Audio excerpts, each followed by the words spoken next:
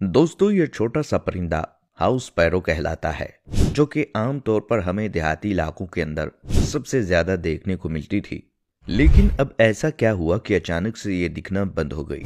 मार्च 2011 में express Tribune के अंदर एक रिपोर्ट पब्लिश की गई, जिसके मुताबिक खास तौर पर साउथ एशिया के मुल्कों इंडिया, पाकिस्तान, बांग्लादेश के शहरों के अंदर इनकी आबादी लगभग खत्म होने के करीब है।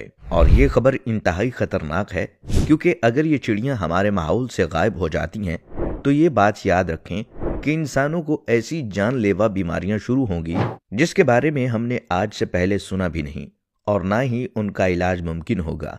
लेकिन कैसे, आइए जानते हैं। देखें, आज बहुत सारे फैक्टर्स ऐसे हैं जो कि सिर्फ इन हाउस स्पाइरस को नहीं बल्कि कई लोकल परिंदों के नस्ल को एक एक करके खत्म कर रहे हैं। सिर्फ कराची शहर के अंदर इनकी पॉपुलेशन तकरीबन 80% तक गिर चुकी है। बिल्कुल यही हाल भारत के अंदर भी है, और वहां पर भी इनकी पॉपुलेशन 80% तक गिर चुकी है। 1958 में चाइना के लीडर माओ ने एक ऐसी गलती की थी जिसकी वजह से 4.5 करोड़ लोगों को अपनी जान देना पड़ी।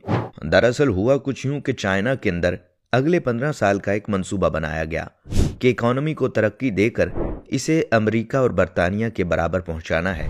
लिहाजा उस टाइम एग्रीकल्चर की परफॉर्मेंस को बढ़ाने के लिए माओ की हुकूमत के अंदर ही ग्रेट स्पाइरो कैंपेन को चलाया गया, जिसके मुताबिक चिड़ियों, चूहों, मक्खी और मच्छरों को बिल्कुल मारकर चाइना से खत्म करने का प्लान बनाया गया। खास तौर पर यह जुल्म इन चिड़ियों पर किया गया क्योंकि इनसे मुतल्लिक चाइनीज रिसर्चर का कहना था कि हर एक चिड़िया हर साल तकरीबन 4 किलोग्राम का अनाज खा जाती है और फलों को भी नुकसान पहुंचाती है।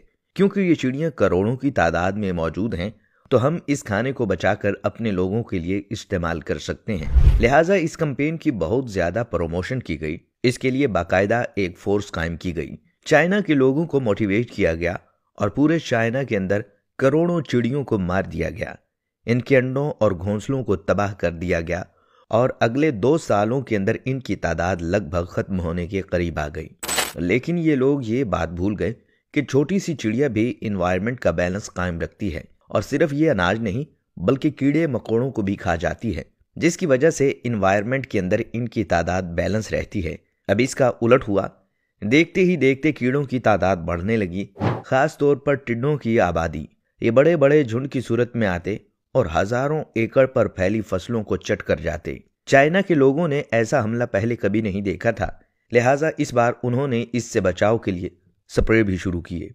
लेकिन ये स्प्रे उल्टा फसलों को जहरीला करके मजीद खराब करने लगे और इनकी पैदावार भी हद से ज्यादा गिर गई। फसलें इतनी ज्यादा कम हो गईं कि लोगों को खाने के लाले पड़ गए, कहत पड़ गया और लोग भूख से मरने लगे। इतनी बुरी हालत हो गई कि लोग सिर्फ मट्टी खाकर गुजारा करने लगे। आखिरकार माओ ने तंग आकर 1960 के अंदर यह प्रोग्राम बंद कर दिया, लेकिन अब तक बहुत देर हो चुकी थी। 1958 से 1961 तक तकरीबन भूख की वजह से 4.5 करोड़ लोग मारे गए, और इसके पीछे सिर्फ और सिर्फ एक छोटी सी गलती थी, और वो ये थी कि परिंदों को मार देना। और इस वक्त बिल्कुल यही हालत हमारे मुल्क की होने वाली है।